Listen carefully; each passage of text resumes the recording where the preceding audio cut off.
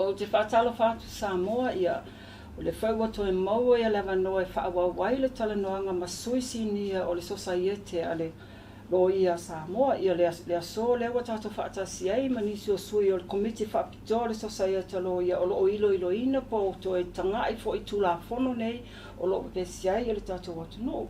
Ia o lewa tātou whaatasi ai ma la fionga ia Matafeo George Latu ia whapea fo i matamaitaa ia Muriel Lui ia o nisi o suisinia o le Sosaiete a Loia Samoa ia te whaatalo whaatu ia lo fionga i le nei tuaso. Ia, talo whaatu fo i angi le nei tai au, ia e mese fo le whafonga le tātou atu no. Pai ona whafonga me le nei po kala me le nei tai. Langi mo nea no whaataila.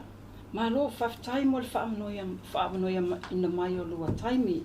Ai o te loa le whaawau leo tātou po kalame mai le vai aso o talwai. Ia nisi fiong tā upu samwhai ona tātou tangawhia. Ai o lo fsili mua la nela atu ia nua fionga. Ona o le mata upu nei o lo vese o le whaatulanga whaile o le Faatalatalanoaga ino tulafono e le io o lo tulanga whaile le whaiwiu. O le vaega la le fia vesili atu ia te oulua. Pe mawhai ona lua tu ina mai ia se talaanga pu'upu'u lava, se otonga pu'upu'u lava whailele. O le fono whaawai po le tūlanga lena a mata mai ona tapena ia le tātou whaamasinonga o whanua maswafa. O le ale whainga sa whai ei a po le awhisinta otonga pu'upu'u lava o le vaenga. Ia, tai langi mo le fasili. Ia, mantua fo i langi le temil nei tu la fono le limitaina ia i tātou temil nei o le tu la fono le o whanua maswafa. Hiva o le tasi. Ai iluma atu o le iluma e le temil e na sa Faatalatalanoaga i le tātou whaavai. Ia le temil o tasi hiva ono sifuru. Ia mapāsia e le o tātou whaavai no tātou tuto tasi. O te tono lau le tātou whaavai. O le nai ele vaenga pea o le vaenga se lau nai ele vaenga nai o whapea mai o le awhaatuina se whamsinonga whanua maswafa. Na pāsi ala le whaavai no o tātou tuto tasi e whitoa whaatūla le whamsinonga le tasi i nau pāsi ele fo i le nau pāsi ele tula whono tasi wal tasi a mantua fo i wale vana i ele whamsinonga ai pe ona alo ia te siva voltasi na o pasia tu la fona ai li pasia sa ia le tatou famsinoma eu vai te mionu sila eu tal tonu le te siva tu fale na mata mai al vitamina ia le tu la fona toi en fa wow ma se no o le te siva va valutas elan pasia ilo ia ma pasia lo ia ilo la tu la fono le fa wow mai al temil ne Ile tasiva valutasi. si valutasi la le ia temil Ia la sawa ia temine. ia le sawa ia temil Sele lona lua whamon mole o ai la sa iai le vai tempo o ai sa whaatautaia Faatalatalanoaga. Wa le lawa ta atia mai tasiva valutasi o ai la tau sa whaatinoina ia Faatalatalanoaga ia po consultation fo i o le tulafono nei o whanua maswafa. Ia o fea fo ina whaatino nei talanoaga Faatalatalanoaga. ia tai ia pena na fea tu fo i te miwa o pasi o le tulafono le tasiva valutasi le ana fatu ina lo ia le whamsinonga le ai o lumatu po tasiva tulfale na ele tulafono mua o le meta otuna fo ina Sosaiete committee se el committee na fatu ina po tasiva fitu fa o ila tole la na ngafa male se so enga o le ta opule o fatu ina se famsino ya le ma watu sa ia ila to ia sa ia fo naten ya so ole Thompson pe o ile sa o le committee ya na i mai si e tu mai la tunu ya to fo kalolo ya ngal man le tina ya to filau e tia le sana ia tu le tifonga ini hanken to i losi osi o man vai au kuso i mtau talo papa Dr. Anis pe la to ia sa el committee le na na ngafa ma le tūlanga leo o le ilo ma silsila e tūlanga leo le whaatūlo o le pamsilanga leo whanua maswa e le tasiva whiti wha e mau te fo ina ia pena na sa ili lafi na ngalo le atunu i tua whala atunu sa whaia la tau Faatalatalanoaga e sa ili po fio iso tua wha i tūlanga lea i whaatuena o le whamsilanga leo whanua maswa a leo e maua wha pena no ola vai New Zealand le ia tūlanga leo le ai o Latu ia le foi mau te foi sai ai se fau tua ali palang e ngo ia se kai pose to ele sa se soni committee la Latu ngalwenga la le pen vat na matale tasiva fitu fa Whaftai Matafeo manino, le lai mai tau watu i le committee la sai, il committee whapito le, io le foie sai le sa avea foie mapale mia mua ia le foie tofa mai tia la fionga ya tofi lau eti ia le ngata ina o nisi foie sa mau tofi tono le tata watu no, o le sila fasili, o le ale o mina whaatautai ia le Faatalatalanoaga le nei. O lo si fito wa sa ile lale o mile sa whaatautai ai ia Faatalatalanoaga nei po consultation nei i le tulafono a le tasiva varutasi. Ia, tailang, ia, ai pe ma watu fo i toi te alua tausanga. Ia, sutol masina ia sa whai Faatalatalanoaga ina whai. Na amata ni Samoa ia na iwa na watu i sila ia pe fo ia motu sai, tutuila. Na o ina le na o il committee le ia o le mau tu fo ila le vai te mile o te seba le te si fitu le o ina la le na fo ina fa ulu i lola le poti le tono le parliament ia ai panga le mau tu fo ia filona i te usanga no afto a pasio tu la fo lefto a pasio tu la fo no te si voltas ai pe o le te si va fitu lima le na fa ulu le poti le lo no venga e umis taimi o Faatalatalanoaga pel nei le poti e committee lea ia after pasia le te siva vautas Le lau mai tau atu i le toi titi fultonu masino toi titi lua tausanga le umila leo tāpena ino le tūla fono leo tasiva valutasi tātou la atula i luma le taiminea i le tūlanga le waiai le vaitaimine le tūla fono nei o lea le fōlinga mai ele o le tōwhi nau ele o lava se taimi tāpena i Faatalatalanoaga ia la tunu tūla fono nei au mai tutonu pe a fua atu le toi titi a lua tausanga o tāpena le tūla fono tasiva valutasi i le tūlanga la le waiai nei ele o tōwhi ngalo ele o taitai lava se taimi le tāpena i tūla fono nei to ia mantua fo ia o mea sine ia Samoa le Faatalatalanoaga whanua maswafa silsila la le taimi lena le au whaaulua ia tūla fono tau whaafia le malo lena whatua whaaulu ia mati ia leo mana e pasi ele ia Joseph ia masina leo mana pasi ele taitai lava tangi o le tali atu lea le taitai lava e se tauna sue pe fina ngalo la tunu te pe o mei na fai le te sifa valtasi le no tua fa la tunu sa ili po fe se tua fa pe vo se ta fai fo no si la si fai pola fina ngalo o tanga Samoa le le fo ai tai atu i la ofisili le ai mtale tai na Whaftai Matafeo o le fōta mai tau e se mai la le committee le sanga whama le Faatalatalanoaga foi lo fina ngalo le atunu le fōta mai tau atu le sa iei foi le si foi committee whaapitoa po le working committee le sa ngafa tōpō whan whaavai le sa iei le vaiteimi le o i tō wātu so o tō sila fia o ai sa iei te tono le committee whaapitoa nei po le working committee a o a foi o la tau tūlanga po tō whinga ia po la tau ngai o nyofu i le vaiteimi e va tailangi le la tu i a Muriel se i me ia le se talia tu fisili na tai langi ma fisili o le committee ngalue le sa to fia le kabineta e amata la tonga luenga i le February tasiva li maiva o le ngaluenga la le o le tūsia lea o se tatou whaapae a wale tūto tasi o se tatou tunu na vai taimi O lea komiti ngā lue sa awai ai ia tupua tamasese mea ole o mali atua tanu mawhili le lua ia whapea fia me mata awha whamuina mori le lua. Ia maisi matai ma tai sa iai tono tatua tunu ui nawai taimi. O le whaata mua la o le tatou whaavae lea sa whai e komiti ngā lue lea.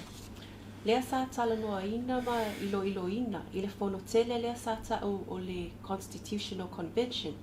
Lea sa whai i tia whau i mulinuu i le aso sfulu fitu, mai le aso sfulu fitu o kuso. Se i o i le aso lua sfulu walu o ke topa tasi iwa o no sfulu. Lea la sa talia i loa ma sainia loa, i le whaavae lea tatua tunuu le o mai taimi nei le iai. E le i tele ni suinga tele a le fono tele sa whai i le whaata lea na ave iai i le komiti ngā lue le sa iai.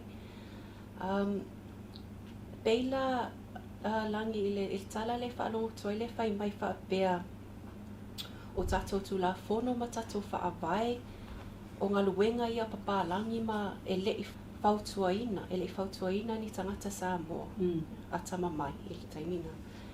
O le matua sese lava o le natala o le matua vaai mawalalo fo e oval vaai mawalalo nato i ngā tala e whai. O lea bo e silafia o tangata ia sa whai al tatou whaavae. O tamawa inga o Samoa, tupua o malietoa o mataafa. Whawhewhea la ona whai mai e le i whautuaina tatou whaavae i ni tangata Samoa moni. O tangata ia sa awai o tangata ia sa awai le whai al tatou whaavae. O taitai o tatou tunu usai ai. Tangata Samoa moni. Ma o tangata ua matua loloto le anga nuu. Ma le loto nuu. Ia whaapea fo i le ata mai. So matua sese lava la le tala na whaapea le i whautuaina i tangata Samoa le tatou whaavae tu la fono le wai ai. Ma lot of time here to port tamasese mea ole mari atua i ona ue sa avea whaau po wau tatou maloa ia fia mea mata afo le sa avea mata tatou pali me mua. Le lai maua atu lau saunoanga ia ele i pa ole foi la le whainga o le natou ngā bengo tai nei o tatou atunu sai ei. A o hala ni poani manatu fina ngalo foi o latou nei na whaalia i le tūlanga le o vaenga ia tū to atasi po tū te tōtasi foi o tatou whainga malo peila le whapita separation of powers le tūlanga foi le o ani o latou mawhauwhaunga sa iei foi le nātai mi na whaavae ele mea le tū se na foi le o le vaenga. Tailangi pe sili le o tango e whaata atu se talanoaga le mata upu lea. Mari. I whaatsau lea tawhatolu lea te saunoa mai ai. I le taimi le sa talanoa i tatou whaavae. So tango la e whaitau watu ia se whaatanoanga le sa iai taimi na whaapea mai. Sa whaapea foi ona talia ina e le komiti le tele o ai ainga tau ai ata tau o le tangata soifua. A whai o le ai aina ia ai ata tau. E au ina whaamsino ina le mata upu, i to tono o whaamsinonga ami o tonu, e le au. O le mea le nā, e matuata ua ai, o na wha tu ina se whaamsinonga, e le au, mo le tau tua ina o tangata lau tele. O le mea lea, e tatau ai o na puipuia malu, le tūlanga tū saoloto, ma le au o le whaamsinonga. O le mea fo i lea, o le whaupunga i le whaavae whaatatau i le whaamsinonga e au ina malama lei mamanino. O le whaamatala ina au ili i le whaavae o le whaamsinonga maana ngaluenga e matuata aua tele. Awa o le puna vai, lea e maua mai ai puipuinga o ai atatau. Sa whaamamafa ina le nei tu o ai atatau o tangata e au ina puipui malu iai. A whai e mautu le lei o na ai a ia i to tonu o le whaavae i a tūlanga tau whaamsinonga. O ina o le a mautinoa ai le whaamautu ina o le puipuia o ai atatau. Pei e whaalia mai la ina sa e lese mata upu sa lilo pe le i whaamamafa i to tonu o le tatanoanga le sa whai. E talanoa ina fo i o le tuole whaawai le tau al preamble. Sa whaamanino mai le komiti ngā lua e whaapea. O le whaamsinonga whanua waswafa wao ina whaatūlanga leang ina ia whaatūlanga leanga nuu e tusai ma ai ata tau o tangata. Pei o se whaali atulana i le tāua o le mata upulewe o langa i tato tua a le sa ngafa ma le whai al tato whaapai. Ma lo whaftaimi o a tangia mai i le mawalunga o sila o komiti ngā lua le ai ata tau o tangata i le tūlanga pui le ma whamasinonga pupuinga la leo ai ata tau o tangata ia Fesele la whamamole ia e leo po fesele lo i la funga fo i la fionga palimia tu sai o vaenga le sau no palimia taimi leo le fono whaabai ia o le manatu bol finangalo i la tau sai e le nā taimi faile le vaenga lo ni ona ta atia lea se i yo o mai le lumana i po le future generation i o la tau la i o le anga whama whaatino ino oni si usuinga pe mana o mi e tonu o le whaabai la ne le lau sau no mai tula epa o finangalo ngā to ina sa i nawai taimi tu usuinga se i o mai i a le lau tula mi tula epa tal tonu o lona taimi le wa tatau ona suia ila ni se vai no fata la se finangalo fo i o le to Sosaiete pia po le to komiti fa to fo i le saunoanga le wa pe mele fiona palimia ya talang ia se i lelo tania tula le fasilina o le zamana to le Sosaiete o i tonu ala le i le mato maule le mato te fafia mato tulanga lea o i tonu lea sa te tau na Faatalatalanoaga ai loa ia i le mamalu la tonu i le Sosaiete o Loia ia me se foi e li mtamaita i whamasino o le mato o se whaasiale na le Sosaiete o le o mai o se avano e Faatalatalanoaga a whai o le sa manatu na le fionga i palemia whapea ia o se mea na manao ia to ina foi se tulo i le nawai taimi a le alawa wa te taun whaatino o le matou mau ia wale lei ai au mai mo se Faatalatalanoaga pe tala whenga i pele ai leo le foi le file mele tau file te mil nei ia na mai e luma pasi ai le se Faatalatalanoaga o le matou whaasiale na a tau na sao a tau na sao o te tauna o se temi o taun whainsuinga ai te taun Faatalatalanoaga mua sa ili po feo i se finangalo le tino o natu ia fai se mele le ia la me Latu ia ai sa ili mo po feo se finangalo le tino matou na so atu na tau puna pe on sanua le finga le pani e toi fo e ana i lo finangalo whaalia mua e leo tai lava le taimi pe a fua i le tulafono tasiva valtasi ia e leo tai lava le taimi Faatalatalanoaga ai ia mai roi no tula le palmene le ro ma watu finang ia o stari tono le anga ko sena se sa le la sa no mai se taimi le matou lava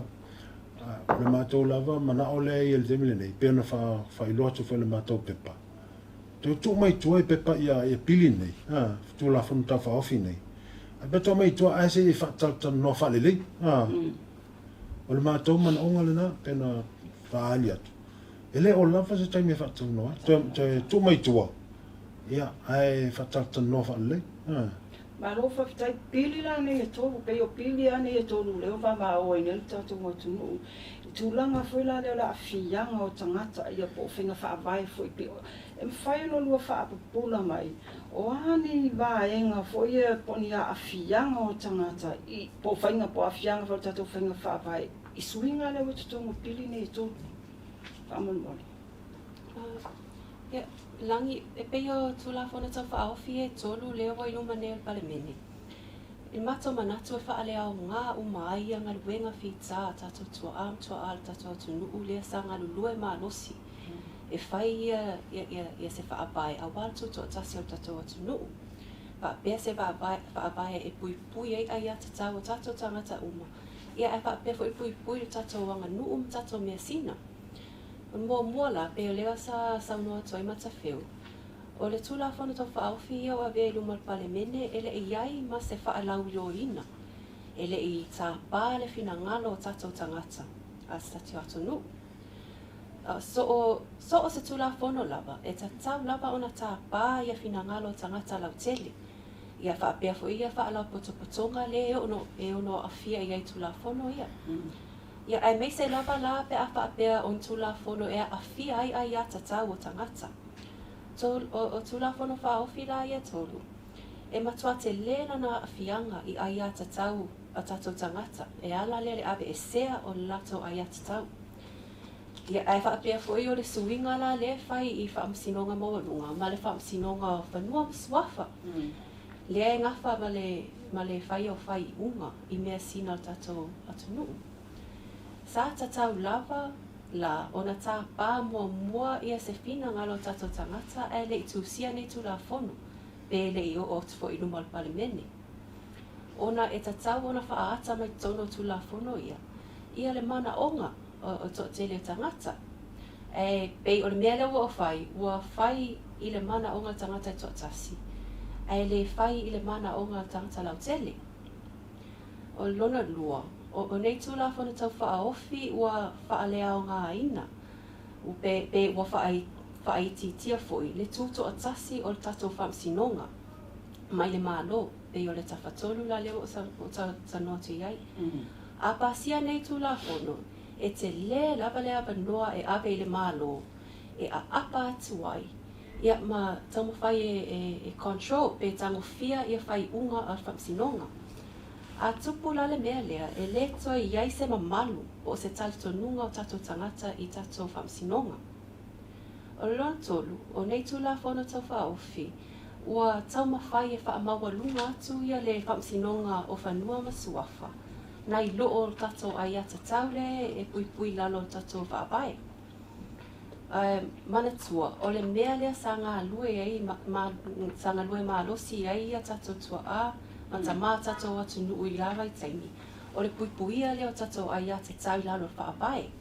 Ina ia awane i mawalunga ako sesi lapa mea i le tatou whaabai ma tatou ai ata tau.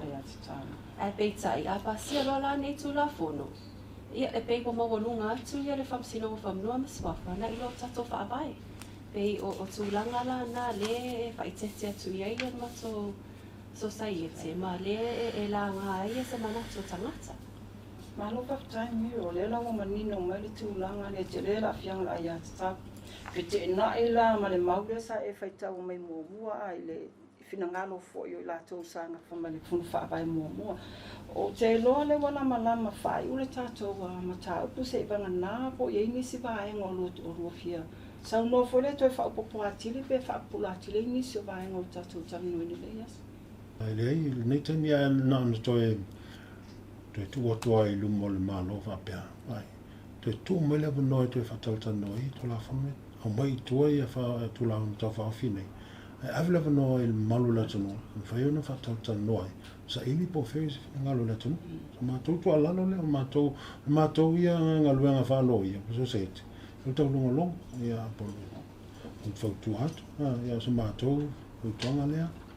Ia toi a mai tua ia tula tau whaofi ia. E Faatalatalanoaga. Ia, peo le Loia Matafeo, pau lava nā le mea lea ma te mana o ai. E le ai se leanga le maua le toi au mai. E toi teu whaalei ma toi la ngā ia e whinangalo tangata. Le se mea leanga ai. Ai e te le leanga tatua tunu, pe a ape ia tula fono pasia. A o lea e iai ia mata upu ia le o i whaalele ina. So, pe o le taringa le whai atu Sosaiete Loia. Toi au mai se toi teu. Ia maua mai e tulafono ia le aunga tonu. O le mea le mana o ia palemia ma tangata ia sa whai tulafono. Malo whaftai ia a tonu fo i o lewa manino mai le whaafonga anga le tatou watunu o i whaamala mai no vaenga nei pa i pina paunga vaenga patino le tatou pokalame nei as. Mai mamoli atu ai le whaafitai a lua fionga ono le whaamanoa mai o lua taimi. Ia wā le tātou toi whaawawin o le tātou pokalame mai le vai aso o tua nai.